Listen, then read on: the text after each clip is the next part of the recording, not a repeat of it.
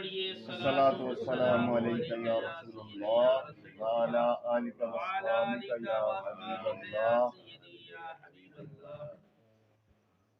زہے عزت و اطلاع محمد صلی اللہ علیہ وسلم. زہے عزت و اطلاع محمد عرش حق ہے زیر پائے محمد. بے شک سبحان اللہ. عرش حق ہے زیر پائے محمد. محمد برائے جناب الہی برائے محمد. سبحان اللہ. بے شک. محمد برائے جناب الہی برائے محمد. خدا ان کو کس پیار سے دیکھتا ہے جو آنکھیں ہوں محو لقائے محمد. سبحان اللہ. جو آنکھیں ہوں محو لقائے محمد. عجابت کا صحرا عنایت کا جوڑا. سبحان اللہ. عجابت کا صحرا عنایت کا جوڑا. دلہن بن کے نکلی دعائے محمد. سبحان اللہ. دلہن بن کے نکلی دعائے محمد. خدا دے پرس حق جانب بطحا جائیں. خدا دے پرس حق جانب بطحا جائیں. یہی ہے عنایت محمد صلی اللہ علیہ وسلم.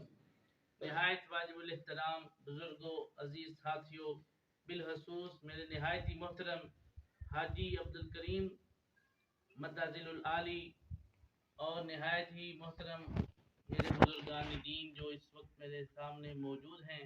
اللہ تعالی ہم سب کو سنا کے عمل کی توفیق عطا فرمائے اور اپنے پیارے نبی صلی اللہ علیہ وسلم کی سنتوں کے مطابق بقیہ زندگی گزارنے کی توفیق عطا فرمائے. چند کلمات آپ کے سامنے بیان کرنے ہیں. اللہ سے دعا ہے اللہ ان پر عمل کی توفیق عطا فرمائے. گزشتہ سال میرے والد محترم استاد العلماء صاحبزادہ محمد عبدالرؤف ہاشمی رحمۃ اللہ علیہ آپ کے درمیان اور میرے درمیان موجود تھے اور وہ بیان فرما رہے تھے کہ اللہ تعالیٰ نے ہمیں بڑا رحمت والا نبی عطا فرمایا ہے، بڑی عظمتوں والا نبی عطا فرمایا ہے. اس نبی کے چرچے زمین پر بھی موجود ہیں، آسمان پر بھی موجود ہیں. اور ان کے بیان کو آگے لے کر چلتے ہوئے میں اپنی گفتگو کو آگے بڑھاؤں گا کہ وہ ایک بیان فرماتے تھے کہ اللہ کے نبی رحمت للعالمین بن کے آئے.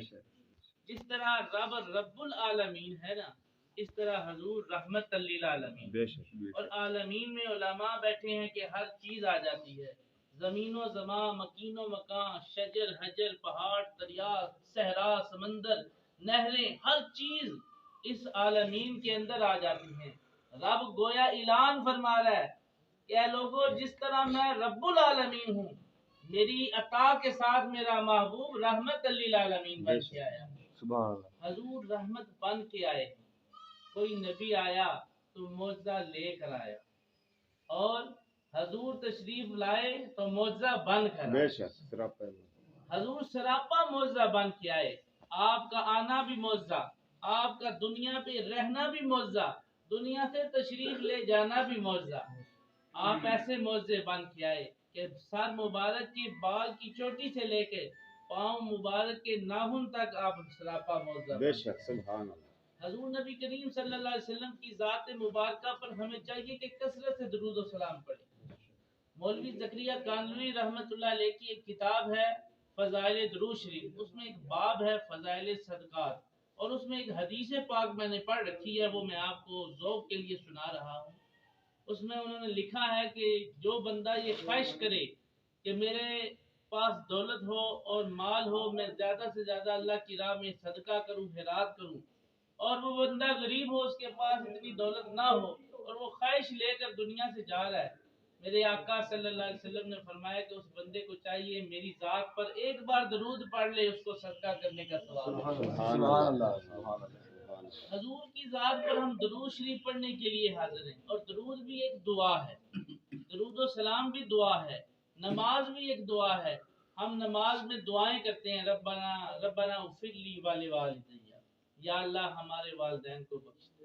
آج ہم دعا کے موضوع پہ یہاں پہ اکٹھے ہوئے ہیں کہ اپنے والد محترم کے لیے دعا کریں، استاد العلماء کے لیے. آپ کے دوست بھی تھے، آپ کے یار بھی، عزیز بھی تھے.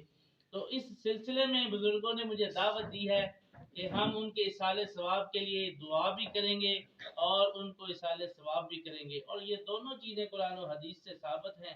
اللہ تعالیٰ فرماتا ہے جب تمہارا کوئی اپنا عزیز فوت ہو جائے تو میری بارگاہ میں اس طرح دعا کرو، ربنا اغفر لنا ولاخواننا الذین سبقونا بالایمان، سورہ حشر آیت نمبر 10 ہے اس کی۔ اللہ فرماتا ہے کہ اے لوگوں جب تمہارا کوئی اپنا فوت ہو جائے تو اس طرح دعا کرو، یا اللہ جو ہم سے پہلے ہمارے کوئی بھائی ایمان کی حالت میں دنیا سے جا چکے ہیں، یا اللہ ان کی مغفرت فرما دے۔ اب اللہ تعالیٰ خود طریقہ بیان فرما رہا ہے کہ ان کے لیے دعا کیسے کی جائے۔ معلوم ہوا جب بندہ دنیا سے چلا جائے اس کے دنیا میں رہنے میں بھی اسے دعا کام آتی ہے، دنیا سے چلا جائے دعا پھر بھی کام آتی ہے۔ اور اللہ فرماتا ہے سورہ نساء کی آیت نمبر 32 کا آخری حصہ میں نے تلاوت کیا ہے اپنے بیان کے آغاز میں، وَاسْأَلُوا اللَّهَ مِن فَضْلِهِ، فرمایا اور اللہ سے اس کا فضل مانگا کرو، اللہ سے اس کی رحمت مانگا کرو، اس کا کرم مانگا کرو۔ تو میں اپنے مضمون کی طرف آ رہا ہوں کہ دعا کیا چیز ہے اور دعا کروانا کتنا ضروری ہے اور دعا کرنا کتنا ضروری ہے۔ دعا کیا ہے؟ اللہ تعالیٰ کا فضل مانگنا، اللہ کی رحمت مانگنا، اللہ کا کرم مانگنا، یہ دعا ہے۔ اور دعا کرنے سے کیا ملتا ہے؟ میرے آقا سرور کونین صلی اللہ علیہ وسلم آپ نے اپنی امت کے لیے ہمیشہ دعائیں فرمائی اور اپنی امت کو دعاؤں سے فیض یاب کیا ہے۔ صرف ہزاروں نہیں، لاکھوں نہیں، کروڑوں لوگوں کو میرے آقا نے اپنی ظاہری زندگی میں دعاؤں میں یاد رکھا، حتیٰ کہ حجۃ الوداع کا موقع آپ صلی اللہ علیہ وسلم نے زندگی میں ایک ہی حج ادا کی، اور اس حج کے موقع پر میرے آقا نے جو دعائیں فرمائیں، کوئی ہم میں سے جب دعا مانگتا ہے تو 2 منٹ 4 منٹ حج نماز کے بعد کوئی 5 منٹ دعا مانگ لے گا، کوئی فارغ ہے تو 10-15 منٹ دعا مانگ لے گا، الا حاضر قیاس کسی کے پاس بہت زیادہ وقت تک آدھا گھنٹہ دعا مانگ لے گا۔ پر پیارے آقا نے اس موقع پر جہاں پر رب تعالیٰ کی حمد بیان کی جا رہی تھی اور اس کے انوار و تجلیات کا نزول ہو رہا تھا، رب کی رحمت جوش میں آئی ہوئی تھی، اس وقت رب کے پیارے حبیب نے اس رحمت کا فائدہ اٹھاتے ہوئے رب کی بارگاہ میں اپنی امت کے لیے 5.5 گھنٹے دعا مانگی۔ سبحان اللہ، اتنی طویل دعا مانگی، حتیٰ کہ آپ نے سجدے سے سر اٹھایا اور آپ کی داڑھی مبارک آنسوؤں سے تر ہوگی۔ تفسیر روح البیان علامہ اسماعیل حقی رحمۃ اللہ علیہ فرماتے ہیں کہ حضرت عبداللہ ابن مسعود رضی اللہ تعالیٰ نے فرمایا یا رسول اللہ آج آپ نے بڑی لمبی دعا فرمائی ہے۔ میرے آقا نے فرمایا آج رب کی رحمت جوش میں ہے، آج یوم عرفات کا دن ہے۔ معلوم ہے کچھ دن بھی خاص ہوتے ہیں جن میں دعائیں قبول ہوتی ہیں۔ آج یوم عرفات کا دن ہے، آج حاجی رب کی بارگاہ میں پیش ہو رہے ہیں، حج کرنے کے لیے جا رہے ہیں۔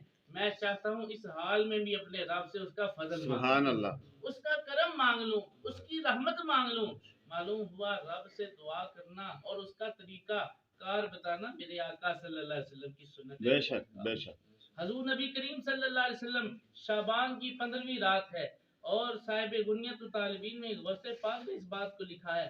آپ فرماتے ہیں کہ شعبان کی 15ویں رات کو غوث پاک فرماتے ہیں کہ حضور نبی کریم صلی اللہ علیہ وسلم جنت البقیع میں تشریف لے گئے اور آپ نے ایک طویل سجدہ فرمایا۔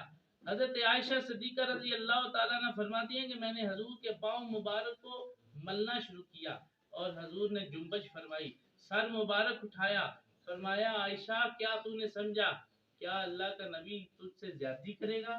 یعنی آج رات تیری باری تھی، تیرے پاس رات گزارنی تھی، کیا میں کسی اور زوجہ کے پاس چلا گیا ہوں؟ نانا عائشہ تجھے پتہ نہیں آج کی رات رب کی رحمتوں کی رات ہے اور رب آسمان دنیا پر آ کے آوازیں دے رہا ہے کوئی مجھ سے بخشش مانگنے والا میں اس کے گناہ معاف کر دوں، سبحان اللہ، ہے کوئی روزی کا طلبگار اسے روزی عطا کر دوں، ہے کوئی بیمار اسے شفا عطا کر دوں، حتیٰ کہ یہ آوازیں صبح تک آتی رہتی ہیں۔ اے عائشہ میں کیوں نہ اپنے رب کا شکر گزار بندہ سبحان بنوں اللہ، کہ اس کی بارگاہ میں دعا کروں، اور حضور اس وقت بھی اپنی امت کو یاد فرما رہے ہیں۔ سبحان اللہ، اور دعا کتنی ضروری ہے۔ رسالہ کشیریہ میں ابو القاسم رحمت اللہ علیہ فرماتے ہیں کہ حضرت ابراہیم ادم رحمت اللہ علیہ اللہ کے بہت بڑے ولی اللہ، آپ فرماتے ہیں سردیوں کی سرد رات تھی اور میں نے اللہ کی بارگاہ میں اس حال میں دعا مانگی کہ اپنے کمبل میں سے ایک ہاتھ میں نے باہر نکالا اور رب کی بارگاہ میں دعا مانگی کہ یا اللہ میری فلاں حاجت پوری فرما دے۔ आवाज आई, ए इब्राहिम बिन अदम, ये एक हाथ में जो कुछ आ सकता था हमने डाल दिया। सुभान अल्लाह। एक हाथ में जो कुछ आ सकता था हमने इसमें डाल दिया है। अगर तू दूसरा हाथ भी बाहर निकालता तो हम न जाने कितने खजाने तुझे अता करते। सुभान अल्लाह। ये रब ताला की अता है। और फरमाया दुआ मुकुल इबादा, दुआ तो इबादत का मगज है, इबादत की जान है। बंदा नमाज पढ़ता है और रुकू और सुजूद करके, तशहुद बैठ के, दो जानू बैठ के, दरूद और सलाम पढ़ के और दुआ पढ़ के जब फारिग हो जाता है, सलाम फेरता है, रब ताला की जात फरमाती हो बंदे मेरी रजा के लिए क़याम किया, मेरी रजा के लिए रुकू किया, मेरी रजा के लिए सजदे किए, ए बंदे सारे काम मेरी रजा के लिए करके जा रहा है। अब जाते हुए खाली हाथ ना जा, अब अपने लिए और अपने अहलो अयाल के लिए, अपनी जायज हाजात पूरी करने के लिए मेरी बारगाह में दुआ भी करता चला। फिर रब ताला फरमाता है वइज़ा सअलका इबादी अन्नी फइन्नी करीब उजीबु दावतद दाई इज़ा दान फलयस्तजीबू ली वलयुमिनू बी लअल्लहुम यरशुदून। सूरह बकरा है, दूसरा पारा है। फरमाया महबूब जब मेरे बंदे मेरे बारे में सवाल करते हैं कि रब किधर है, फरमाया अन फइन्नी करीब, उनको कह दे ऐ मेरे महबूब आप फरमा दें फइन्नी करीब, मैं तो अपने बंदों के बड़े नजदीक हूँ, बड़ा ही करीब हूँ। और यहाँ पर मुफस्सिरीन लिखते हैं, साहिब तफसीरुल जिनान में भी लिखा गया है, साहिब तफसीरुल सिराज में भी लिखा है, उन्होंने लिखा कि हजूर नबी करीम सल्लल्लाहु अलैहि वसल्लम ने फरमाया या अल्लाह ये दुआ जब बंदे करवाते हैं कि या अल्लाह तू कहाँ है, तो मैं कहता हूँ रब बड़ा करीब है। तो ये दुआ तो एक बार हुई है, क्या तू बंदों के एक बार करीब है? रब फरमाता है ना ना, बंदा जब भी मुझे पुकारा मैं उसी वक्त बंदे के करीब होता हूँ, मैं हर वक्त बंदे के करीब होता हूँ। बस बंदा रब से दूर हो गया, बंदा रब की याद से गाफिल हो गया है। सुल्तान बाहू रहमतुल्लाह अलैह ने फरमाया, आप फरमाते हैं जो दम गाफल सो दम काफल, सानू मुर्शद पढ़ाया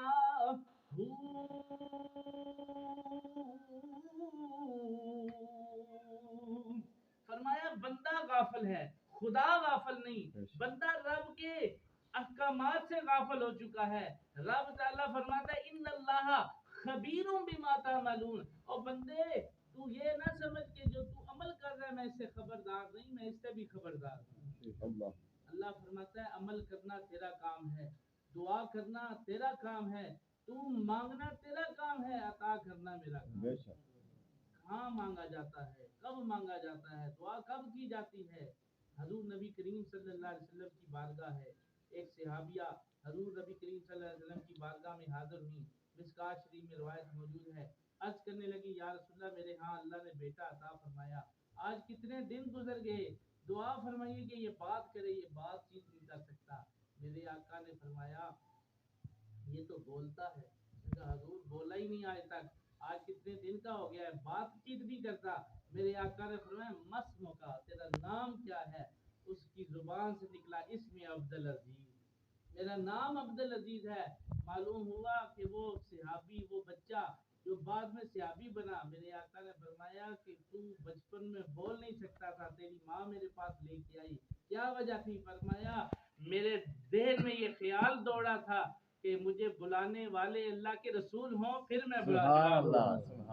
इसी तरह की रिवायत हजरत अली करबला वजुल करीम के बारे में आती है कि आप बचपन का दौर है, आपकी माँ फातिमा बिनते असद रजी अल्लाह ताला अन्हा, ये फातिमा कौन है? हजूर की बेटी का नाम भी फातिमा है, हजूर की चच्ची का नाम भी फातिमा है, हसनैन करीमैन की वालदा का नाम भी फातिमा है। माँ फातिमा हो तो बेटे ऐसे पैदा होते हैं। तो बात तफसील तलब है, मुख्तसर कलम हजरत अली करमल्ला वजुल करीम, आपका बचपन है, 3 दिन की उम्र है, आंखें मुबारक नहीं खोली, सरकार दो आलम सल्लल्लाहु अलैहि वसल्लम की बारगाह में पेश किया गया। अर्ज की हजूर ये बच्चा आंखें नहीं खोलता, मैं समझती हूँ शायद नाबीना पैदा हुआ है। मेरे आका ने अपनी गोद में लिया, अली पाक को उठाया, आपने आंखें खोल दी। सुभान अल्लाह। آپ نے آنکھیں کھول دی. بھئی آپ کی سبحان اللہ کا طلبگار ہو اور کچھ بھی نہیں چاہتا. سبحان اللہ وہ ہوتی ہے جو والد صاحب فرمایا کرتے تھے دل سے نکلتی ہے. جب کوئی بات اچھی لگ جائے قرآن حدیث سنے تو سبحان اللہ کہہ دے. اس سے آپ کو کتنا فائدہ آپ علماء سے سنتے رہتے ہیں. میں تفصیل میں نہیں جاؤں گا. تو میں عرض کر رہا تھا کہ حضرت علی کرم اللہ وجہ کریم نے جب آنکھیں کھولی ایک وقت ایک زمانہ گزر گیا. چند سال کے بعد میرے آقا صلی اللہ علیہ وسلم کی بارگاہ میں حضرت علی کرم اللہ وجہ کریم بیٹھے ہوئے ہیں. فرمایا علی تمہیں یاد ہے جب تم چھوٹے تھے ماں کی گود میں تھے آپ کی والدہ مجھے ساتھ لے کے آئی اپنے ساتھ لے کے آئی تھی اور آپ آنکھیں نہیں کھولتے تھے. کیا یہ بات آپ کو یاد ہے؟ حضرت علی کرم اللہ وجہ کریم نے فرمایا کہ مجھے یہ دل میں خواہش تھی کہ علی آنکھیں اس وقت کھولنا جب چہرے مصطفیٰ سبحان اللہ سبحان اللہ جب دیدار مصطفیٰ ہو جائے. علی نے جب آنکھ کھولی تو سب سے پہلے چہرے مصطفیٰ کو دیکھا. سبحان اللہ. یہ کن کی دعاؤں کا اثر ہے؟ کالی کملی والے مصطفیٰ صلی اللہ علیہ وسلم حضور صحابہ کے لیے دعائیں فرما رہے ہیں. اپنی امت کے ان نوجوانوں کے لیے دعائیں فرما رہے ہیں جو مسجد میں نہیں آتے. دعائیں فرما رہے ہیں یا اللہ اس بندے کو نمازی بنا دے, اس بندے کو پرہیزگار بنا دے. حضرت داعیہ قلبی کو ایمان کی دولت نہیں ملی. آپ حضور کی بارگاہ میں تشریف لائے. میرے آقا نے فرمایا یا اللہ داعیہ قلبی جیسے نوجوان کو ایمان عطا فرما. سبحان اللہ. حضور کی دعاؤں سے ایمان ملا. حضرت ابو ہریرہ رضی اللہ تعالیٰ عنہ علماء بیٹھے ہیں جن سے سب سے زیادہ احادیث مروی ہیں. اگر میں غلط ہوں تو میری اصلاح کر دیں گے. تو میں بتا رہا ہوں کہ حضرت ابو ہریرہ رضی اللہ تعالیٰ عنہ حضور کی بارگاہ میں بیٹھے ہیں. نیا ایمان اسلام قبول کیا, ایمان لے کے آئے, گہری سوچ میں گم ہیں. میرے آقا نے فرمایا ابو ہریرہ بڑی گہری سوچ میں گم ہو, کیا وجہ ہے, کیا معاملہ ہے؟ تو آپ نے فرمایا یا رسول اللہ میری ماں ہے وہ کافرہ ہے, میں آپ کی نسبت سے جنت میں چلا جاؤں گا. آپ کا غلام ہوں, آپ کی غلامی کی وجہ سے صحابی ہونے کے ناطے اللہ مجھے جنت عطا کرے گا. یہ میرا ایمان اور عقیدہ ہے. پر اللہ کے محبوب میں چاہتا ہوں میری ماں بھی جنت میں جائے. میرے آقا نے صحابہ کے جلوہ میں صحابہ کی محفل میں بیٹھ کے دعا فرمائی یا اللہ ابو ہریرہ کی ماں کو ایمان عطا فرما. سبحان اللہ.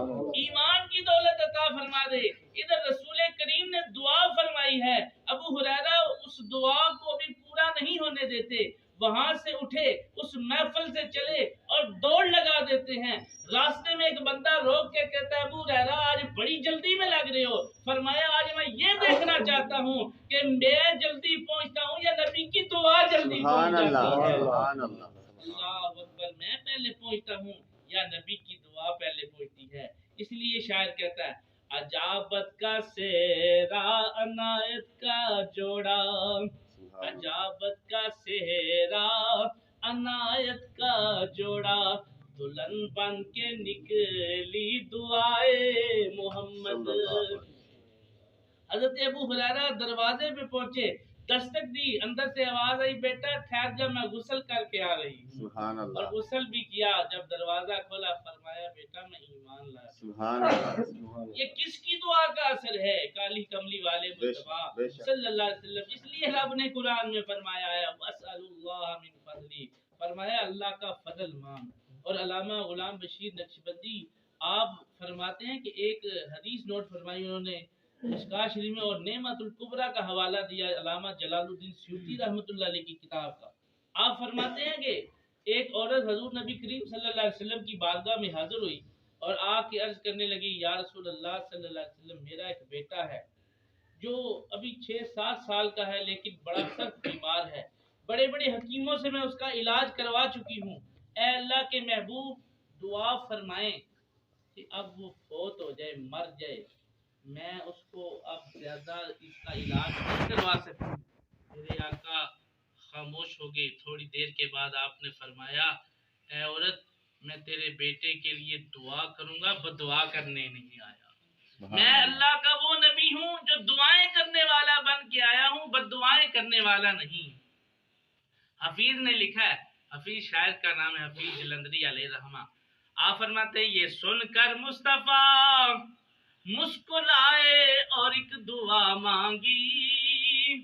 یہ سن کر مصطفیٰ مسکرائے اور ایک دعا مانگی. خدا کا فضل مانگا اور ہوئے تسلیم و رضا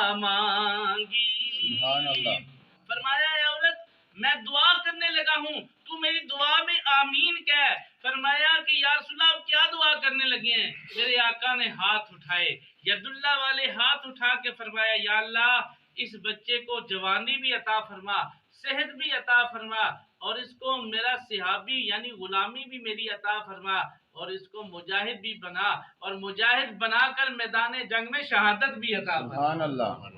میرے آقا کی یہ دعا کا اثر تھا کہ وہ عورت کہتی ہے میں نے اپنی ان آنکھوں سے دیکھا جو میرا بچہ لا علاج ہو چکا تھا، اللہ نے اسے صحت بھی عطا فرمائی، حضور کی دعا کی برکت سے اللہ نے اسے جوانی بھی عطا فرمائی، وہ مجاہد بھی بنا، صحابی بھی بنا، اور جہاد کر کے شہادت کا جام بھی نوش کر گیا۔ سبحان اللہ۔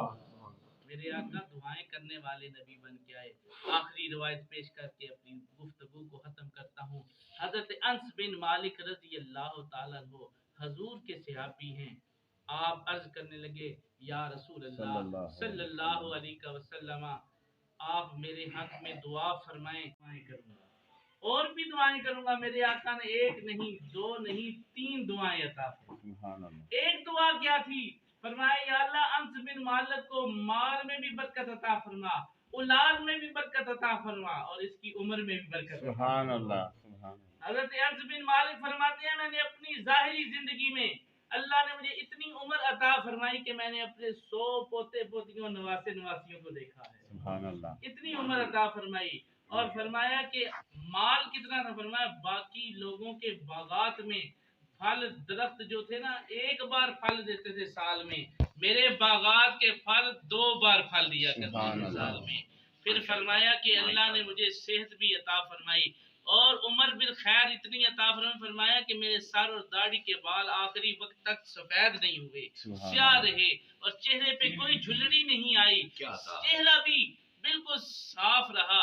یہ کس کی دعا ہے؟ آقا دو جہاں صلی اللہ علیہ وسلم امت کے لیے دعائیں کرتے رہے۔ جو نہ بھولے ہم غریبوں کو رضا، جو نہ بھولے ہم غریبوں کو رضا، یاد ان کی اپنی عادت کیجئے، یاد ان کی اپنی عادت کیجئے۔